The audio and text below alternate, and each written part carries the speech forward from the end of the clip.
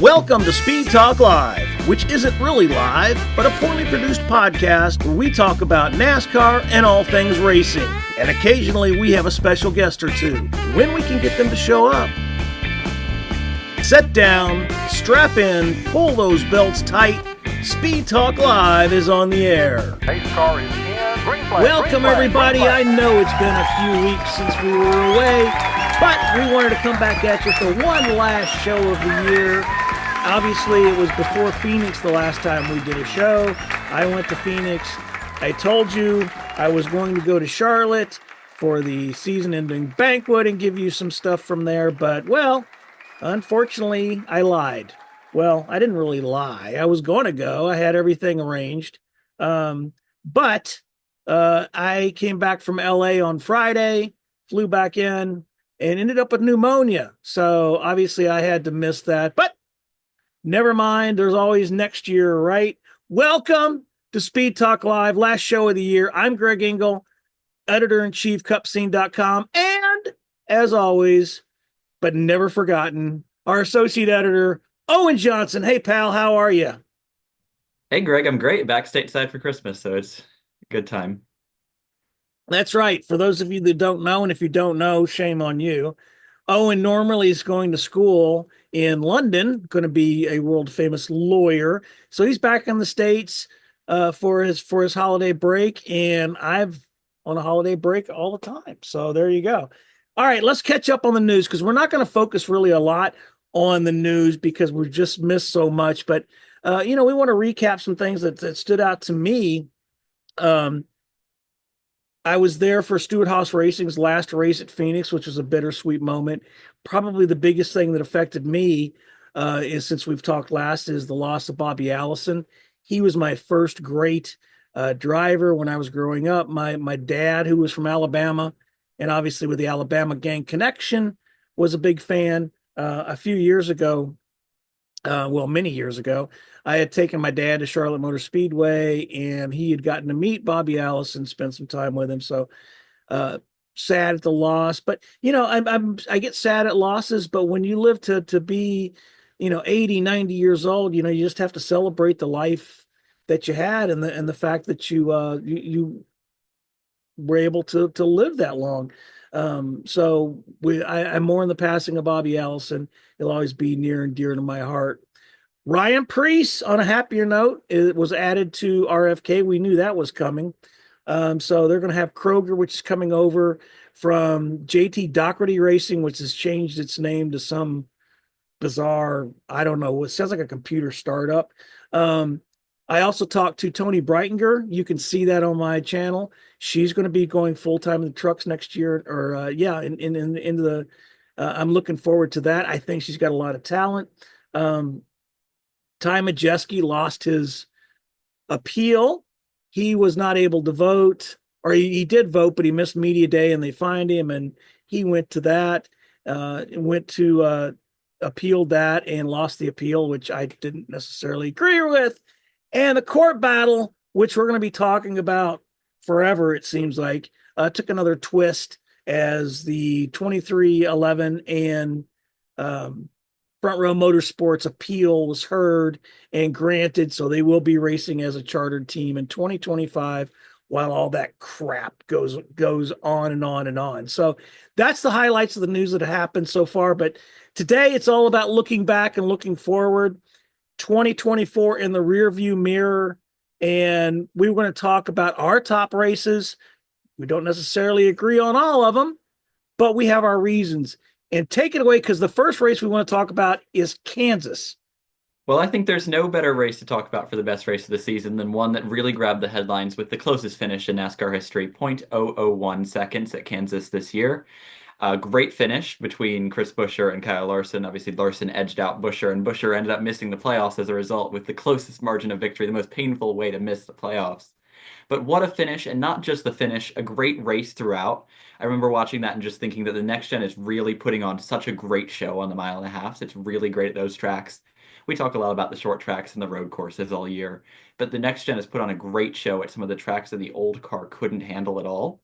And I think that Kansas was probably the best race of the season for me in terms of racing, obviously at the end, but just all the way throughout. Some four wide racing, a brief moment of five wide across the stripe, some fantastic racing throughout that entire day.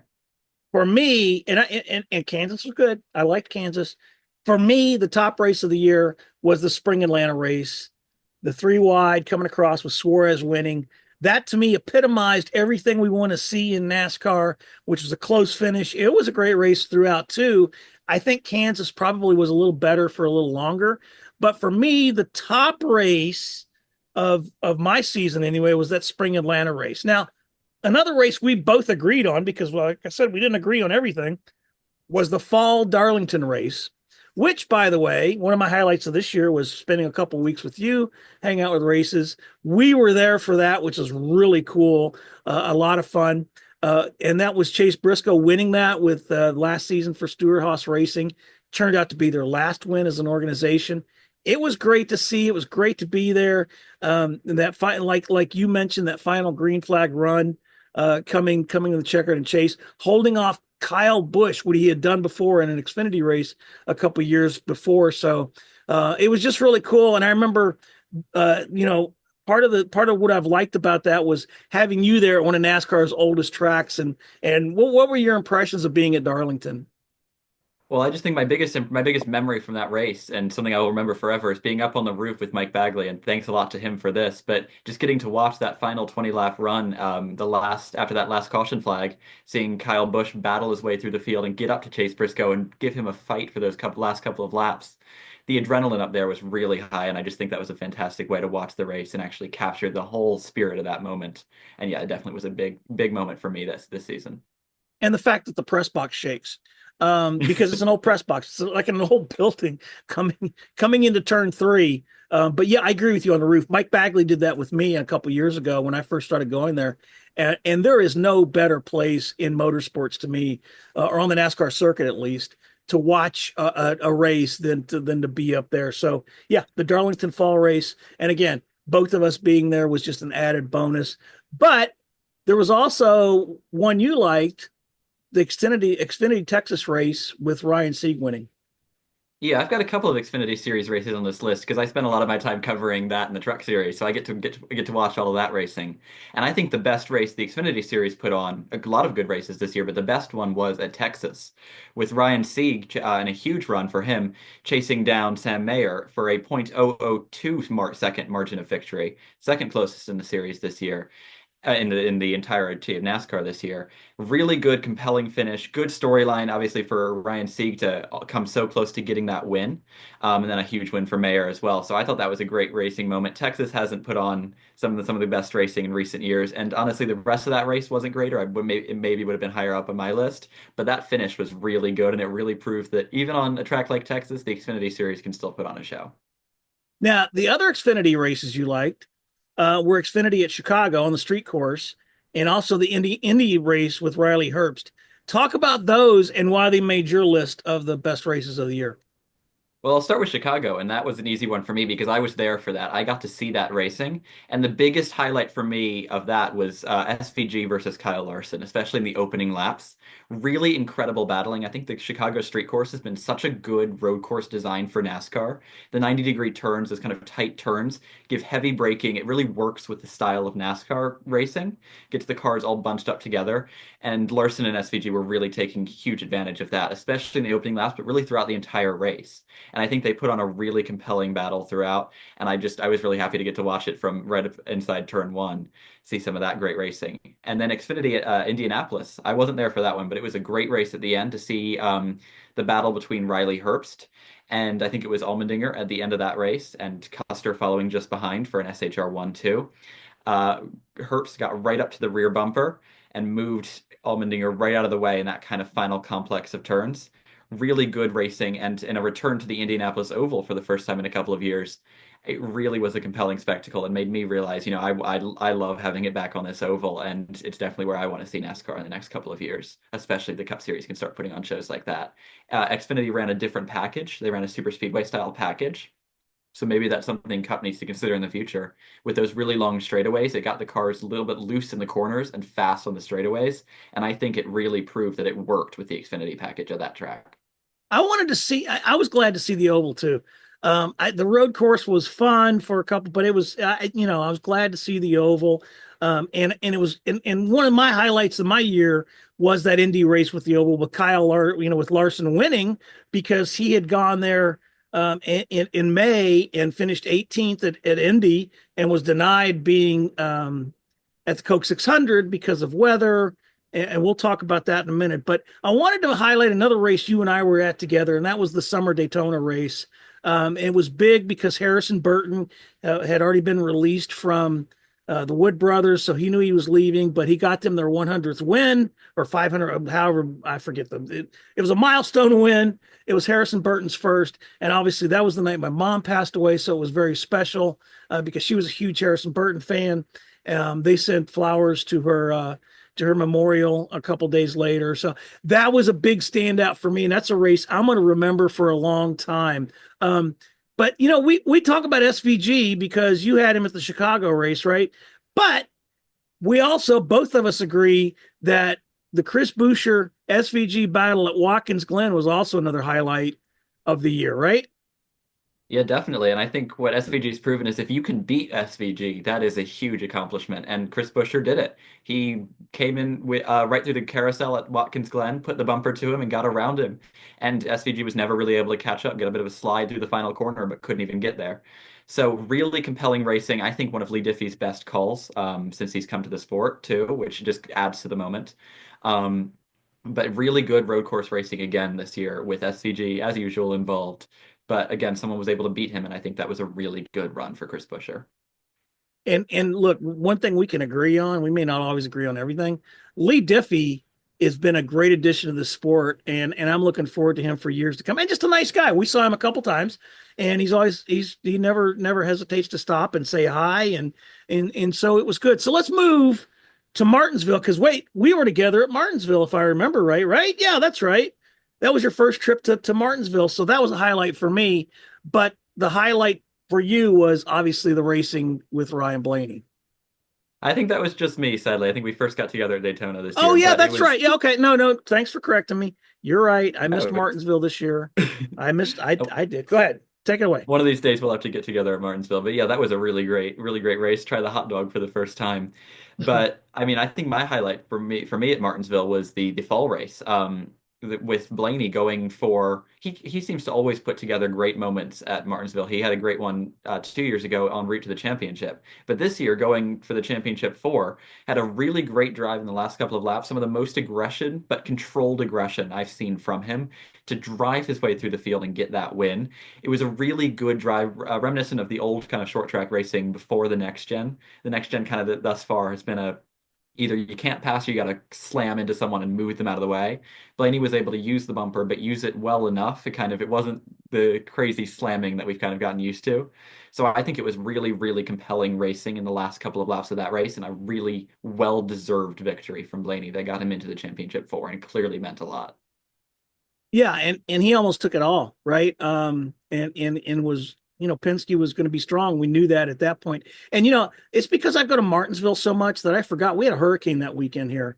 So if I would have abandoned my house, I mean, we didn't have any damage, a couple tree branches down, but that was the weekend of the hurricane. So I did miss that race. You're right. I was planning on being there. We'll make it happen this year for sure. But another short track, and I agree with you on it was the Bristol summer race or the Bristol spring race with the tire issues. Talk about that.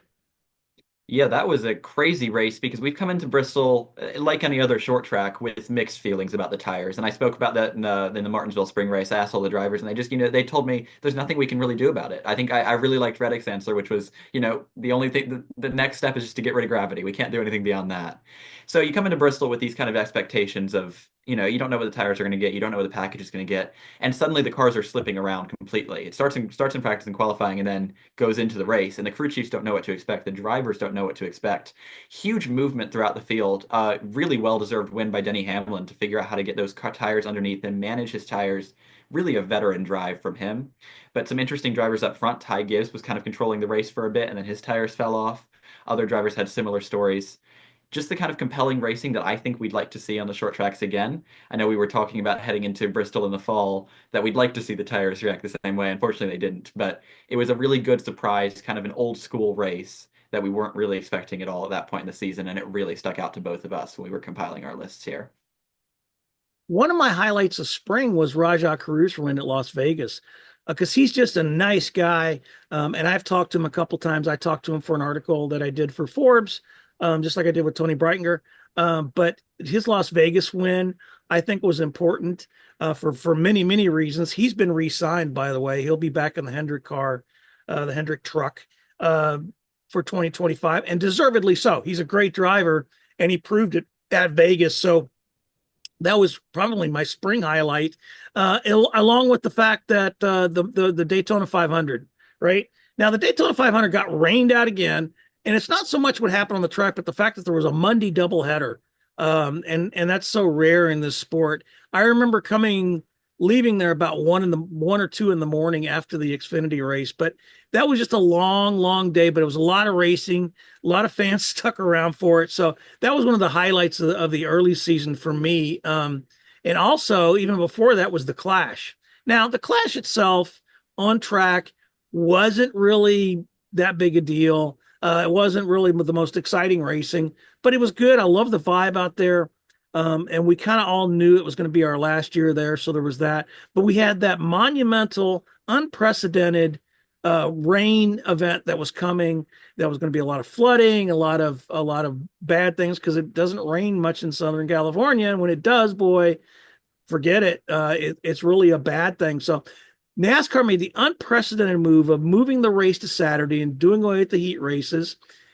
And it's unprecedented because they've never done that. They've moved races back an hour, maybe 2 hours, but never a whole day. But they did it. They got the race in.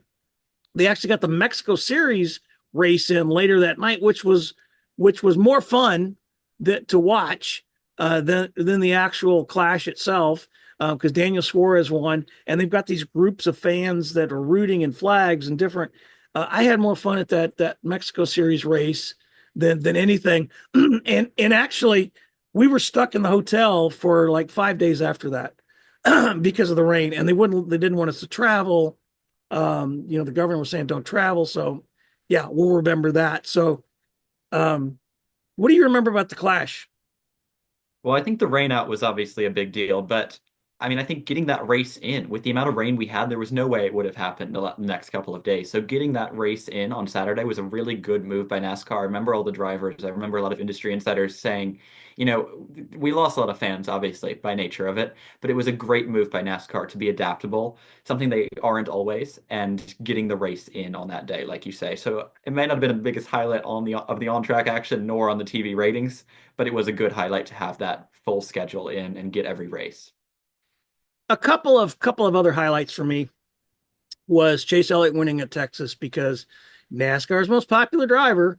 If he doesn't win, oh my God, there's something going on terrible. And also Reddick's win at Homestead. I love being there for that. But seeing him, and that was a lot of great battles there at Homestead, and to see Tyler Reddick come through with the win was just amazing. Of course, none of it mattered in the end because Joey Logano came on at the end and won it all, won another title. It was a Penske. You kind of had hints that it was a Penske year. Early on in the year, you would have thought that Alex Bowman or one of the other Hendrick cars was going to be the star of the show, but despite the fact that William Byron was winning earlier in the year, you might have thought he would have been at least in the final four and gone all the way and been a contender. Turned out he wasn't.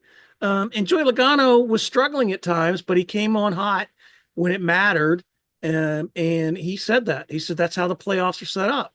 And I harken back to when Jimmy Johnson was making all his runs, and I was around for that because they would tweak the rules for the playoffs. We called them the Jimmy Johnson. I mean, I called them the Jimmy Johnson rules because they would try to tweak it in order to give him a disadvantage. But you know what? That team was so good at figuring things out that they adapted and ended up winning. I think it's the same thing with Joey Logano. So there's talk that they're going to change up some of the elements of next year's championship.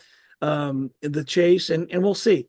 I think it'll be, will Joey Logano and his team be pull a Jimmy Johnson and wrap themselves around another championship flag?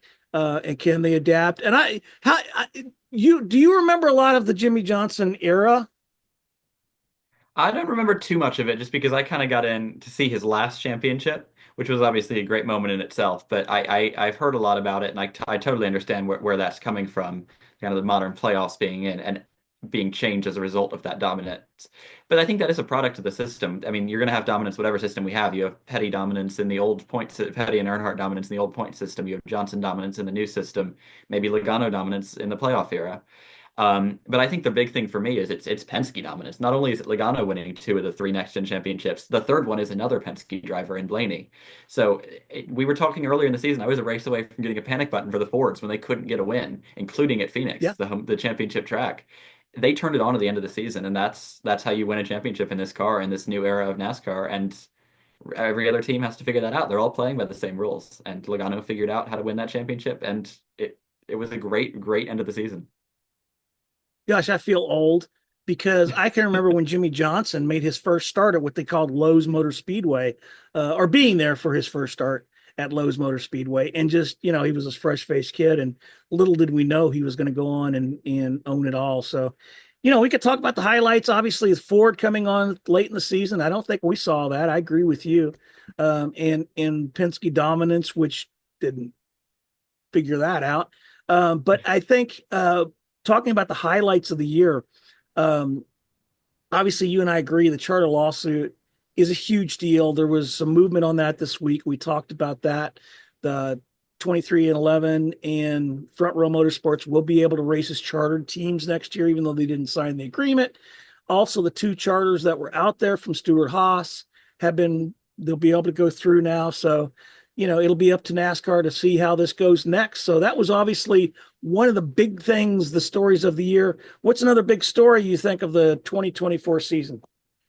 I think a really big story all season was the SHR shutdown. We started the year talking about, the four losing Busch as a sponsor, and we end the year with that team entirely gone. So it was a really interesting year to follow all the fortunes of those four drivers getting their new seats.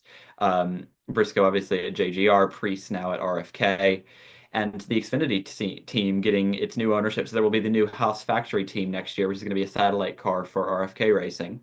So it's just been really interesting to follow that, especially as it interacts with the charter lawsuit, with where those three sold charters are going to go. Now we know they're going to go for 2311 and Front Row next year, but it's been an interesting story to follow and see where those drivers will go. And I wish them all the best. Same with all the employees of that company.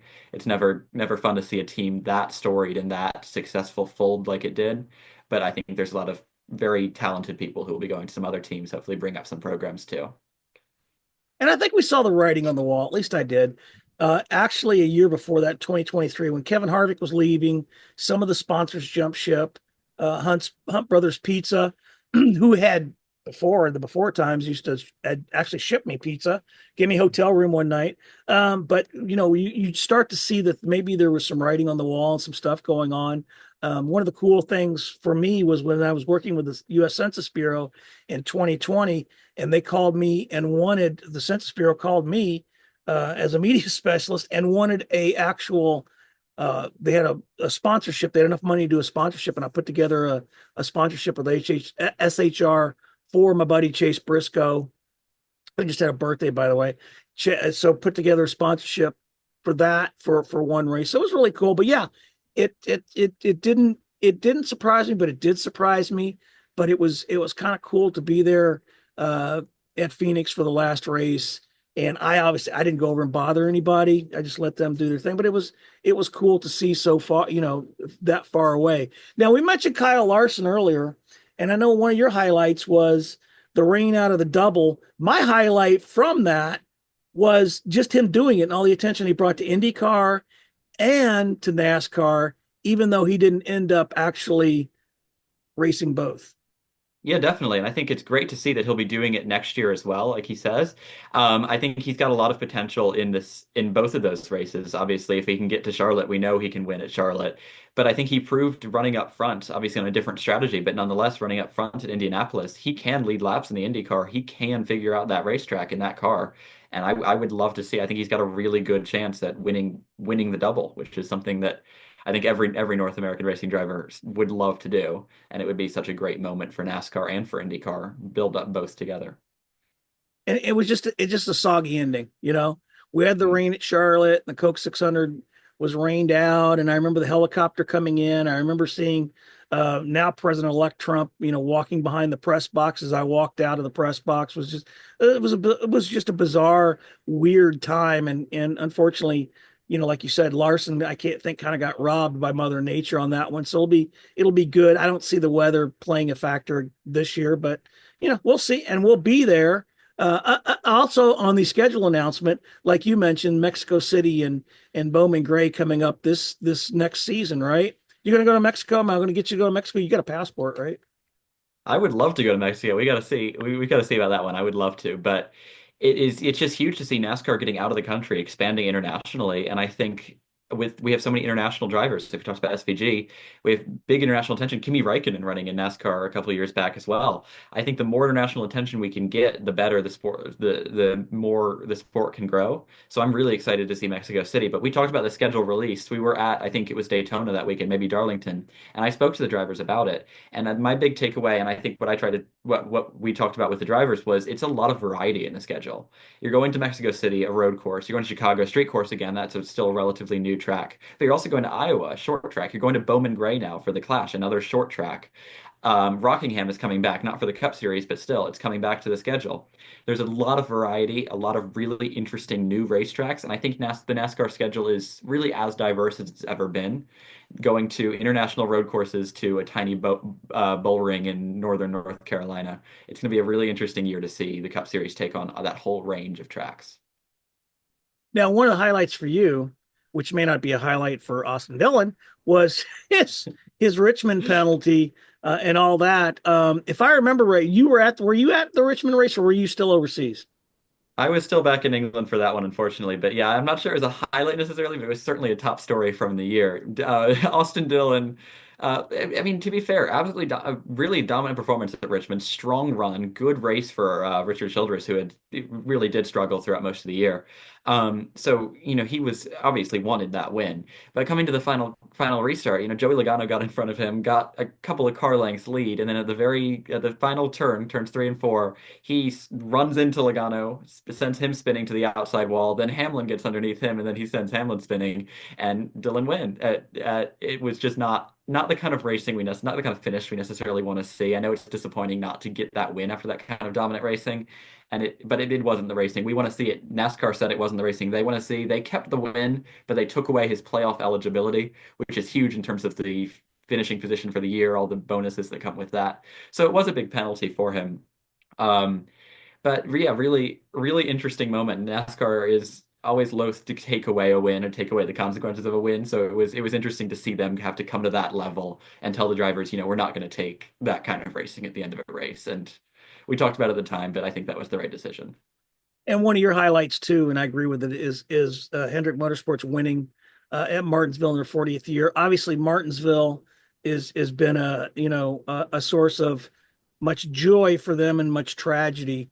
But you know, for Hendrick to win in their 40th year anniversary, I was at the announcement of it at Daytona and the new Corvette they unveiled, and it was cool to see. So them winning. Now, speaking of winning, something that did win was like we mentioned before, the Bristol Spring Race and the tire compounds, which I think turned out to be a happy accident. But the thing is, they wanted to try it again, and they used different tire compounds. They used it at the All-Star race. They tried it at Bristol. And in my mind, and I know we disagree on this, right? In my mind, the tire compounds and the different ones really didn't make that big of a difference. Do you disagree with that? I was impressed. I think there were two things for me with tires. Obviously, we put Bristol aside. That was kind of the happy accident, like you say. But when NASCAR started really seriously working on the tires, and I've always maintained, I think the biggest problem with this car, the biggest fixable problem with this car is the tires. I think put better tires on the car and it will race how we want it to. But and that's not anything against Goodyear, to be fair. They're developing great tires, but I think we just need to work on this compound and find out what works for this completely different car. But I think there were two great things that worked well. First was the rain tires. We ran rain tires at the All-Star race and then points racing at Richmond and New Hampshire. And I think some of the racing there, 5, 6 wide at New Hampshire on rain tires was incredible. Richmond, the opening couple of laps in the rain tires, really compelling racing as the drivers all struggled for grip, tried to find out all around the track where they could make speed. That was great racing. Again, kind of an exception. Where I think the tires really came good, though, were in those last couple of races. NASCAR didn't really do it for the championship race. But for Martinsville, for Richmond, it kind of got overshadowed every time, but especially Richmond with the alternate compounds. I thought that was really compelling racing. Drivers like, I think it was Stenhouse, could drive through the field, made up something like 20 positions just by running that alternate compound, which is exactly what we want to see. Movers and shakers through the field, drivers able to use the tires to their advantage, and then get some fall off and then get passed again by people. I think the development of those tires was really compelling. And yeah, it wasn't the same. It wasn't Bristol. We never got that again. But it was definitely an improvement to me from last year. I think NASCAR's going in the right direction with that idea. Mhm. And I think if they develop it more, I think it'll be something great. And you're right. One thing we do agree on is those rain tires. That was freaking amazing to see, not only at the All-Star race because I was there, but New Hampshire and all. It was fantastic to see and great developments with those. And hopefully, I know they did some testing after Phoenix on an intermediate track for wet weather tires. So hey, we're going to see what's going to come down the road with that. All right, so we've talked tire compounds and the way the rain tires worked, which was fantastic. I hope they continue down that road.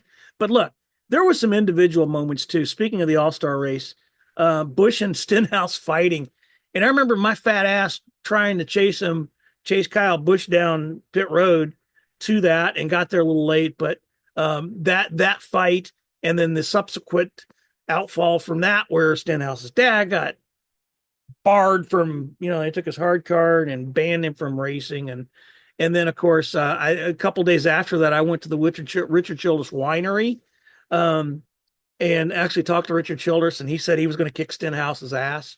I remember that. Um, and he's by the end of the week, he had soothed his issues, by the Coke 600. But I just remember being at that. So we can talk about also, we kind of mentioned the train wreck that was the Coke 600, but, and Larson missing out. Uh, I know the highlight that we both agree on was Truex finally retiring. Martin Truex Jr., 19 years, he's retiring. What's your earliest memory of Truex? I can remember. I mean, I remember Truex kind of always being there as long as I've been invested in the sport, but I do remember his championship season really well, running with Furniture Row Racing in that '78 car, putting together a championship, and then that team folding right after. But I mean, I think Truex is what stands out to me for Truex is he's a driver that kind of always delivers, and I think that continued throughout his final season, getting two last poles in those last couple of races to kind of end his full-time career, which I think was great for him. A lot of momentum for that 19 team. And I think he's a driver that, it really seemed to me like everyone on the field is going to miss. He's kind of a soft-spoken personality, but no one has any complaints about Truex. He's kind of guy you'd always want to have around. So definitely someone I think the field will miss, and I hope he enjoys retirement. It seems like he's looking forward to it. Well, he's going to race the Daytona 500. I know that. Um, Mhm. and it will be wild and weird and happy to see him win a race after he's retired. I was hoping, I mean, the polls are great, but I was hoping to see him win. Come on. I mean, Martin Truex Jr. is a great guy. I remember when Furniture Row closed, when we used to go on media tours, they would take us to their furniture. They would take us, I mean, we would go to the shop and they do the shop tour and they show, but then they would take you to one of their stores. And you had a big meal, and it was weird but cool. But when Furniture Row, Barney Visser and them, and I just remember their last hauler, when it left for Homestead, for the final race of the season.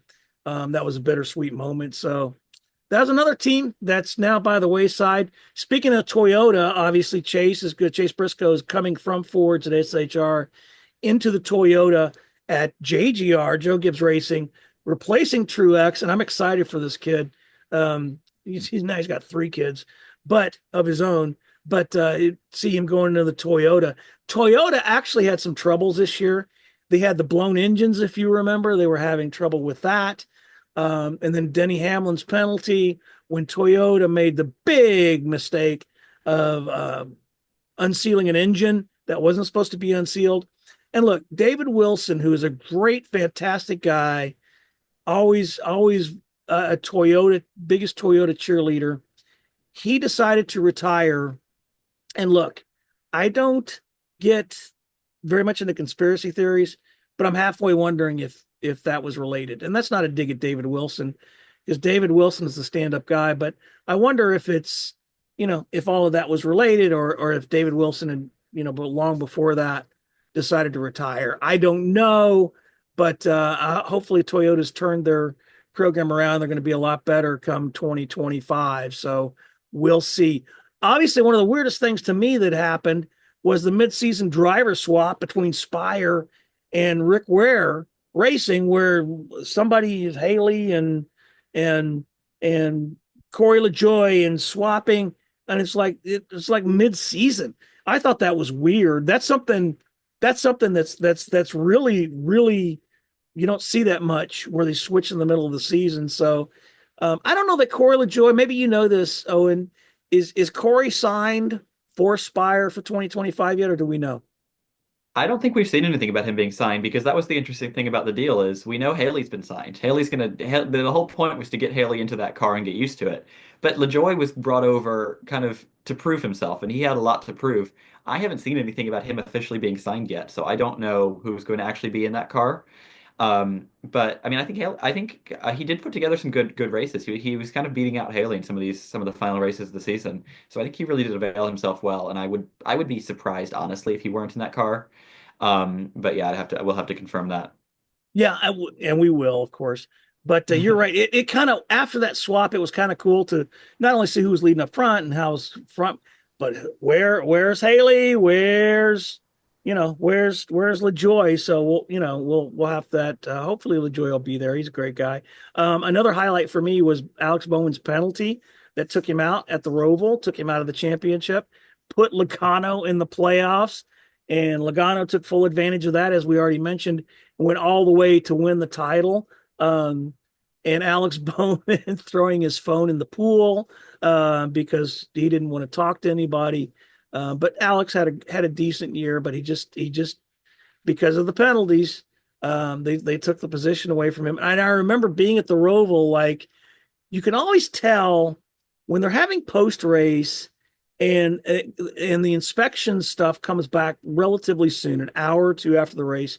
You've got your stories written, everything. You've already talked to the drivers, blah blah blah, and then it's done, and you can leave. I remember sitting in the press box, or I went down to the media center, sitting in the media center at Charlotte, and waiting and waiting and waiting. And when you get to a certain point, you kind of know something's up. And finally here comes Mike Ford carrying blip, blip, blip, blip, blip, and talking about what happened. So that was a crazy night. It was just really weird. So speaking of Martinsville, we were talking about the spring race that I missed earlier. I was at the fall race. I remember that specifically now. I don't remember much, but I remember being at the Martinsville race in the fall. The conspiracies that went on to who's going to make, and did Bubba Wallace spin out intentionally? Did somebody else spin out intentionally? And the conspiracy theories that went around that. Of course, there was penalties and drivers lost spots. And I think it sent the message to the field that do not try to manipulate a race in order to get one of your teammates in, or put somebody else out. And that was a wild night there at Martinsville. And I only had one hot dog that weekend, by the way. I don't know how many you had when you were at the spring, but I only had one hot dog. Okay, let's look ahead to 2025, because there's some things that are going to still be going on, that's like the lawsuit, for example, that we already know about. There's also 2311 adding Riley Herbst. I wish him well. I don't know, I'm sure he's a nice guy, but I'm not a huge fan of Riley Herbst, but we'll see. 2311 is adding him as a third car. So that's where that one of those charters went to. And like we mentioned, the lawsuit got an injunction. Um, the injunction overturned, so that'll still be going on. Do I expect them to settle out of court? Nope, I don't. Now let me ask you something, future lawyer. How do you think this lawsuit, based on what you've seen so far, is going to play out? I'm asking my I lawyer. think they're just going to keep. I, I, I mean, I haven't read it quite as much as I have on my lawsuits for class, I have to tell you. But I stand by what we said earlier, which is I don't think either side really wants to see the entire discovery process play out. I think there's going to be a settlement outside of court, and I think the teams have proven that they're willing to go through a lot of ends to get it done. They went through a different. They didn't like the first ruling on the injunctions. They refiled, got a different judge, and got the ruling. And I think NASCAR is just going to see that at some point a settlement outside of court is going to happen. So I really don't think we're going to see the inner workings of NASCAR. I think they've proven that surviving as a private business in a sports industry that is almost entirely public, somehow public or group owned, they are willing to kind of protect that privacy. So I do think we'll see a settlement outside of court. Well, and I hope so. Let's move on. Mhm. Maybe you can integrate it into your class. Maybe you can have one of your instructors, right? You say, hey, let's talk about this sports and that. So stay tuned, ladies and gentlemen. Something else we're going to see next year. Dale Earnhardt Jr. will be back in the booth as the new media rights deal comes about. We're going to have 5 races streaming on Amazon Prime. Um, that's cool. We'll see how it goes. But the fact that the Coke 600 is going to be among those, that's going to be weird. Some are going to be exclusive practice and qualifying streaming. So no longer are you going to be able to turn on your remote and turn on your TV and watch practice and qualifying, which there will be more practice this year and some of the qualifying's done. So those are my highlights early in the season. What do you see that you're going to be keeping your eye on? Well, the biggest thing I'm gonna have to keep my eye on, and I will have to keep my eye on it watching from over in the UK, is gonna be that TV rights deal with the amount of different networks we're getting. I mean, I just looking at the networks, it's Fox, FS1, Prime, TNT, Max, NBC, and USA. So there's just a huge number of networks. Kind of a weird mix, like you say about streaming and non-streaming. Some of the practices will be streamed on Prime and during the Fox half of the season, for instance, but the races will be on Fox. Then that stretch of the middle of the season, it'll be entirely streaming, and then the rest of it will have almost no streaming at all. So I think it's an interesting mix. NASCAR obviously wants to move into the streaming world. I'd like to see them kind of go a Formula One route and just have a streaming partner so that you can always watch on terrestrial television or streaming. I think that's the best of both worlds. But I mean, we've got a kind of a weird mix for the next. I think it's a 5 or 6 year deal. We've talked about it in detail on this show previously, but that's sort of my thought. I'm curious what it's going to be like to watch it next season, see where it is all over the internet, all over the TV. Well, see, it's normal to you. For me, it's weird. But we'll see. I mean, got to give it a chance. Got to give it a chance. We all have. I have Amazon Prime. I have the apps. We'll have to see. And I agree with you on one of the things that you're going to be looking at, and that's the front row motorsport shakeup. Yeah, we've talked a lot about the teams. We talked about 2311, JGR, all these teams gaining new drivers. Front Row Motorsports is losing out on their kind of longest tenured driver, Michael McDowell, who got the most poles of any driver this season, by the way. Really good performance by McDowell.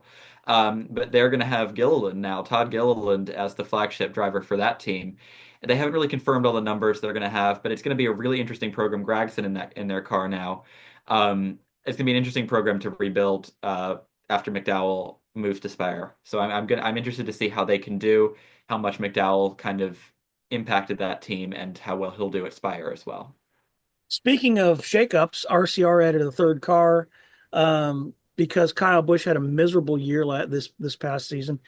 Went winless for the first time in 18 seasons or something. So, speaking of shakeups, they've done some shakeups over there, added that other car. It'll be interesting to see how that works. I'm also really excited and really looking forward to seeing not only Toyota recover from some of their past ills of this year, but how Chase Briscoe is going to be doing. Yes, SHR was good. He won a couple races there, but I think JGR is easily and inarguably one of the most elite teams in the sport. And I think he's going to have his best opportunity to win there and be a genuine contender for the championship. I'm really fired up to see how he does.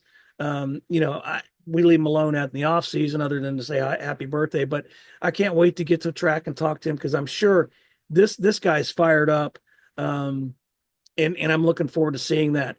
Obviously, the biggest thing going in is will we see any changes to the playoffs? Now, I think we will. What will those be? Will it be anything dramatic? I don't think so, but what are your thoughts? Well, I think like we said, we both liked it. We were very compelled by the end of the season, but there was a lot of fans who weren't happy with the racing at the end of the season and how the champion was decided. I mean, you can point to Logano's position in the regular season standings, but like we said, you're racing for the playoffs. Every driver knows what you're racing for, and that's the system. But I do expect some changes from NASCAR. There's a lot of things fans are unhappy with: the playoff system, the win and you're in element, the final race for the championship. I would not be surprised if we see something like moving the championship race around. I think a plan that I've seen pitched was having it at different races throughout the season. I know we talk a lot about having it back at Homestead, but it might just be around the schedule for the foreseeable future. And I think that might be a good thing because Penske's proven their dominance at Phoenix. If we can move to a track that different teams are better at, put it at Martinsville for HMS, put it at some other tracks that these teams do well at, it might be bring a little bit more parity for a car that is designed to bring as much parity to the sport as possible. So I think I do expect some changes, something like that in the future. I don't expect the playoffs to go away, but I expect some changes to it. Yeah, I don't think there's going to be any big changes. I agree with you. There were fans that were complaining, but I also think they were non-Joey Logano fans. I think the Mhm. Joey Logano fans were quite happy. And Joey did Joey did answer, the haters. This is the way the championship is, and this is the rules, and by God, that's the way I'm going to do it. Now, speaking of moving the championship race around, I agree with you, and there is talk of that. Obviously, 2025 is already set in stone. We're going to be at Phoenix. I'll be at Phoenix, and the championship race will be there. Could they move it around? Yeah, I'm a big advocate for that. I really think it would be awesome to do it 2, 3, 4, 5 years out, so some of these other tracks can get a chance to get ready for it, like you do the Super Bowl, right? We move the Super Bowl around every year. The city knows it's coming. They can shine up and they can shine their boots and get ready for it. But if they know that it's coming, same with the teams, and they don't plan for it every year, yeah, why not move it around? Where would you like to see it? I mean, if it's not Homestead, which I do think is great, I mean, I would love to see Kansas. It's probably not the best weather for it in Kansas, but I mean, just going back to, I think that was the best race of the season. I would love to see those cars at Kansas with all of that on the line. I think that would be some really good racing. Atlanta. It'd be fun to see it at Yeah, Atlanta. on a super I speedway for the championship, that would be oh pretty my crazy. God, could you imagine? Open this. Now, there was years ago when I advocated for opening the season at Daytona and finishing the season at Daytona. Let's try it once. Okay. Come on. Come on. Let's just try it one time. Let's try opening with the Daytona 500 and ending with the Daytona 400 championship race. I think it'd be odd, but I'd like world peace too, but that's not going to happen. So, all right. You are going to be in school. Tell me about that. You're going to be, this is going to be what, your second year? Second year, halfway done now. Oh, God. I can't. These kids, they grow up so fast. We never know. But we'll get you back in the States and hopefully we'll get together for a couple more races this year, like we did this past year. Definitely looking forward to it. Now, we have got the holidays. Obviously, we're going to be away. We're not going to be doing this is the last show of the year. I don't know when the hell we're going to start them up again, sometime in January. I know I'll be at Bowman Gray. That'll be a big deal for me. And because my family, when they were growing up there, when the nieces and nephews were growing up, my dad, before he passed, would take, like he did with our family, to the Jeffersonville Speedrome. He would take the young nieces and nephews to Bowman Gray. So I'll be there in his honor. I'm looking forward to that. And obviously, it won't be too long before we got the Daytona 500. Look, when you've been doing this as long as I have, and maybe you find this out too, by the time we get to Phoenix or the last race of the season, we are like, oh, it's the last day of school.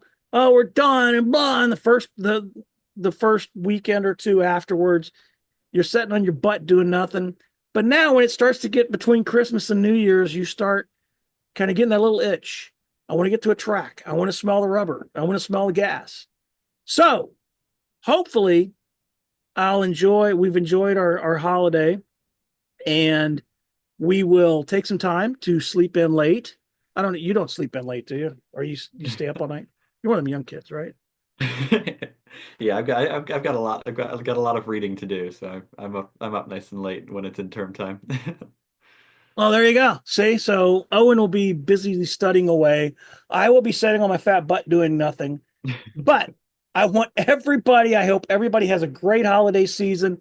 I hope that the earth does not fall off its axis, that you're around family and friends, and we will see you soon. Cupscene.com, by the way, cupscene.com. We'll keep that updated. We're rolling through there. Keep up on my work on Forbes, which is linked on cupscene.com. We will keep you updated. Stay safe, everybody. Stay warm unless you're in Florida. Have a great rest of the off season. We will talk again soon. When that'll be, I don't know. Keep an eye out. Like, subscribe. We appreciate the support. We're ready to do it all over again next year. Take care, everybody. Thanks for listening to Speed Talk Live. For questions or just to tell us how bad our production is or to leave other feedback, leave us a comment below.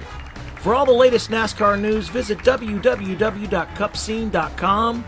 Until next time, peace out and let's go racing.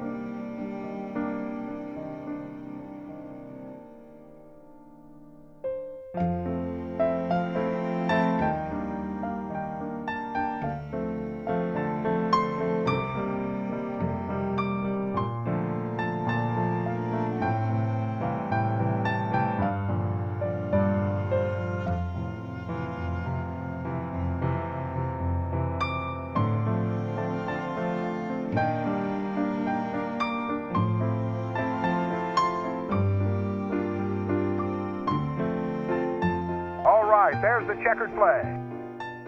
Great job, driver.